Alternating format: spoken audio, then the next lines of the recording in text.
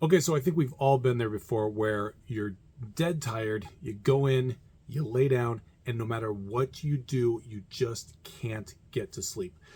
Again, we've all been there. We've all been kind of through this charade, and it's a really difficult thing to manage, a difficult thing to overcome sometimes, especially when we are constantly busy and we are trying to manage and kind of navigate through all of these different things that we have going on in our lives. Trying with between work and family life, raising kids, all of these things that we have kind of going on. And then when you are just exhausted at the end of the day and you try to lay down and go to sleep and you can't, it gets really, really frustrating. And so I want to take a little bit of time here today to kind of look a little bit at this and see what are some of the three kind of common issues that come up for parents when it comes to the reasons why they're not able to sleep, and look and see what are some simple things that we can do to start to resolve this. And so number one, the first one is just it's a cognitive overload, essentially, where we've been so kind of overstimulated over the course of the day. We have so much that is kind of going on that our mind is just constantly racing. So we get to the point where we lay down at the end of the day and our mind is just constantly going over, over to-do lists. We feel overstimulated. The racing thoughts and everything, where we just can't shut our mind off. And this is a sign of that cognitive overload, where we have too much that's been going on lately that we've not had a chance to kind of process it and work through it. And so it's just, what happens is that when we lay down to go to sleep, that's, for some of us, the only moment in the day when our mind has the opportunity to think about these things. It's the only time in the day when things have been quiet, where we haven't had various distractions going on, whether it's stuff that's going on at work, or, as soon as you get done with work, you get home and you got, stuff for the kids that you have to do and everything. And so there's constant distractions around you. And then with the time in which you actually lay down to go to sleep, now things are quiet. And so your mind starts kind of taking over with those racing thoughts and going over, all of that stuff, where you can't quiet the mind. What do we do about this? Is we find ways to kind of reset our nervous system. You can do this by, doing some breathing exercises, where you do just simple like box breathing, or you can do, a journaling activity or something where you can just kind of unload some of the racing thoughts and some of the ideas that you have kind of that are just continually bombarding you and you're not able to let it go. And so, sitting down and just journaling, kind of a brain dump of sorts. Just write everything out that whatever's coming to your mind, write it down on the paper. Don't be judgmental about it or anything. Just write it down and let it go. Or do some kind of, like I said, breathing exercises or some meditation. For some people, doing something just as simple as listening to maybe some soft, quiet music or something like that. For some people, reading works. But we have to be a little bit careful with that, because if it's something that's too intriguing, then it can kind of, cause problems in and of itself. But we need to do something that's going to kind of slow everything down for us, because essentially what is happening there is that our brain is just too amped up, and we've not had a chance to kind of slow down. And so that's the first thing that we can do for this. The second thing the second kind of common problem that I see happening for so many people is a lack of structure and a lack of routine, especially when it comes to our bedtime. Maybe we do this for our kids, where we have a specific bedtime routine and bedtime structure for them, but we don't do the same for us.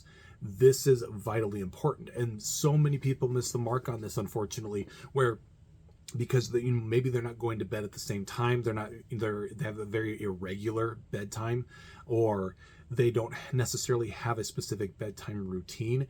And so we're never actually signaling the body and the mind to start slowing down, because everything is so erratic and so chaotic that we don't have a consistent bedtime. And so our body doesn't know when to start winding down in terms of our biological clocks, or not biological clocks, the circadian rhythm, the internal clock.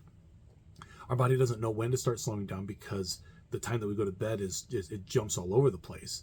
And then on top of it, if you are somebody that just maybe you're watching TV up to the point of going to bed, and then you just turn the TV off and go to bed, there's been no wind down. There's been no process to kind of coax the mind and the body into sleep.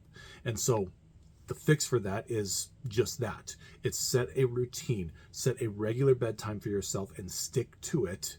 Set a routine where you have, okay, 30 minutes before bed, we're turning the TV off, maybe going to start getting ready for bed, brushing your teeth, washing your face, all those kind of things. Maybe that you do that kind of that nighttime routine, as well as then maybe spending a little bit of time doing something that we talked about and that I talked about kind of for the first problem of a way of kind of deregulating your system and calming the nervous system.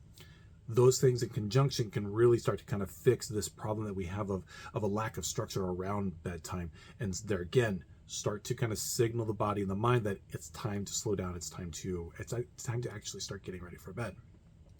And then the last one that a lot of times we can really kind of struggle with is kind of an emotional pressure that we put on ourselves. It's more so pressure in general that we place on ourselves that we haven't done enough. We haven't got enough done for the day. We feel like, maybe we're struggling with some guilt for one reason or another. Maybe it's because of how the task that you didn't get done, or you're struggling with something, maybe that you and your spouse got into an argument and you're kind of struggling and kind of mulling over that, or you yelled at your kids, or, something happened at work, or all of these different things that kind of at a more kind of emotional level can really be kind of striking a nerve with us that's keeping us from being able to actually rest and get that rest that we need. And so one of the things that we can do with that is then we have to make a shift in our mindset. We have to be a little bit more patient with ourselves and remind ourselves, like, okay, we're not going to be perfect.